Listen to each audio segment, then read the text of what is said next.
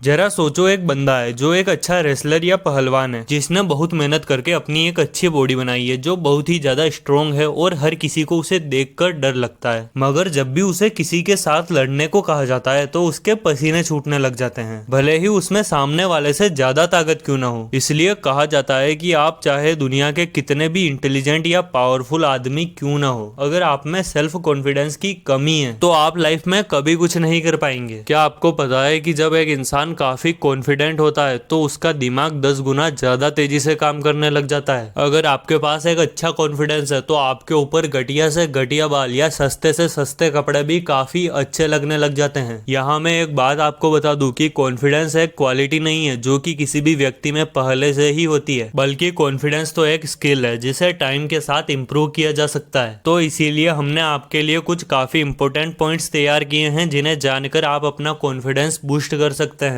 Number 1, believe रखो खुद पर। दोस्तों, बिलीव उस लेवल का होना चाहिए कि आप अपने आप को तुरमखा समझो, काफी ज्यादा जीनियस मानो अपने आप को, जैसे मानो तुम्हारे सामने आइंस्टाइन भी कहीं ना लगता हो। देखो, मैं ऐसा इसलिए बोल रहा हूँ क्योंकि जब आप अपने आप को एक बड़ा जीनियस समझ लोगे तभी तो उसकी तरह सोच पाओगे और उसकी तरह एक्शंस ले पाओगे। कई बड़े बड़े लोग भी इसे करते हैं दोस्तों। जैसे आपने कभी नोटिस किया होगा कि शाहरुख खान हमेशा अपने आप को काफी ज्यादा ग्रेटेस्ट मानते हैं। इवन वो ये भी कहते हैं कि आप ग्रेटेस्ट हो सकते हैं लेकिन मैं उससे थोड़ा ऊपर हूँ। मोहम्मद अली कहते हैं, I am the greatest, I will show you how great I am. 3 idiots movie में ऑल इज वेल सिखाया गया था। इसका मतलब क्या था कि दिल को बेवकूफ बनाओ कि सब ठीक है। रिसर्च भी यही कहती है कि आप अगर एक बार फेक स्माइल भी कर देते हैं तो वो भी आपको इंस्टेंटली पॉजिटिव फील करवा देती है। इवन रिसर्च में तो ये भी पाया गया है कि केवल आप अपने चलने का पोस्चर चेंज कर लेते हैं तब भी आपका कॉन्फिडेंस बूस्ट हो जाता है, आपके अंदर हार्मोनल चेंजेस होने लग जाते हैं। इसीलिए पहले मानना सीखो कि आप कॉन्फिडेंट हो, आप काफी ज्यादा कॉन्फिडेंट हो। Number 2, try to speak slow, move slow, be calm. Direct आंखों में देख के बहुत ही शांत तरीके से स्लो बोलना एक लीडर की निशानी है। जब भी हम किसी से बात कर रहे होते हैं तो हमें अपनी चिन हमेशा ऊपर रखनी चाहिए, एक लेवल में रखनी चाहिए। अपने शोल्डर्स नीचे और पीछे की तरफ रखने चाहिए, चेस्ट बाहर होना चाहिए और स्लो स्पीड में बोलना चाहिए। जो भी पावरफुल पीपल होते हैं वो स्लोली और कामली बोलते हैं। जैसा कि अंग्रेजी में एक कहावत भी है कि strength is shown in stillness. इसलिए इस तरह से बिहेव करो जैसे हमें कुछ फर्क ही नहीं पड़ता। जब आप फास्ट बोलते हो या हड़बड़ी में बोलते हो तब आप कॉन्फिडेंट नहीं होते हो। कॉन्फिडेंट लोग स्लो बोलते हैं, बिना चिंता के बोलते हैं, और वहीं जिनका कॉन्फिडेंस लो होता है इनको दूसरों की स्पीड के साथ में चलना होता है क्योंकि इन्हें डर होता है कि कहीं मौका न छूट जाए।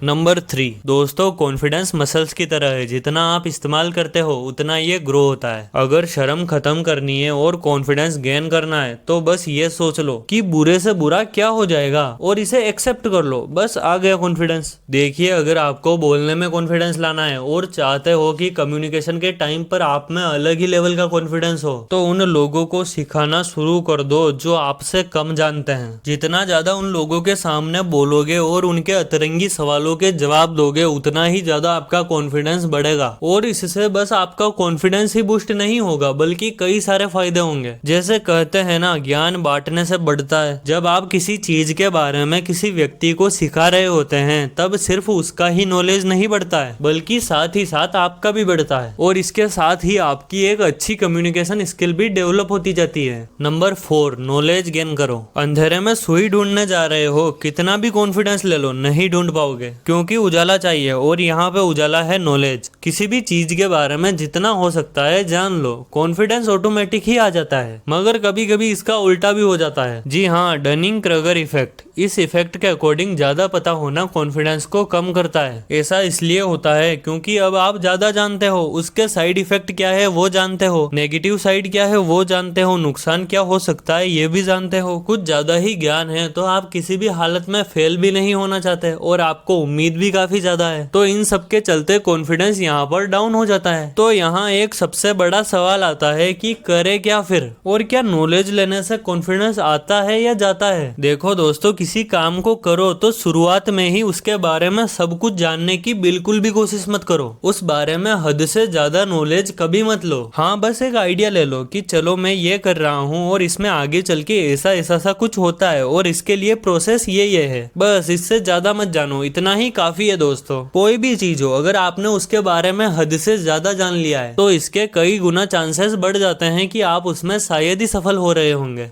नंबर 5, देखो चाहे कोई भी हो और लाइफ में कुछ भी क्यों ना बन जाए, आपको रतन टाटा जैसे ट्रूली हम्बल लोगों की तरह ही हमेशा काइंड और जेनरस होना चाहिए। यानी अपने आप को, अपने टाइम को और अपने आसपास के सभी लोगों को बहुत काइंडनेस के साथ ट्रीट करना चाहिए, जो कि आपकी सेल्फ इमेज को इम्प्रूव करता है। आप अपने माइंड में तो एक अच्छे इंसान है, बट अगर आप लोगों से ही अच्छे से बात नहीं करेंगे तो आप कभी कॉन्फिडेंट फील नहीं कर पाएंगे। अपने बारे में अच्छा फील करने के लिए ये सोचना बहुत जरूरी है कि आप अच्छे हो, आप हम्बल हो और काफी डाउन टू अर्थ हो। इससे आप इंस्टेंटली कॉन्फिडेंस फील कर पाओगे।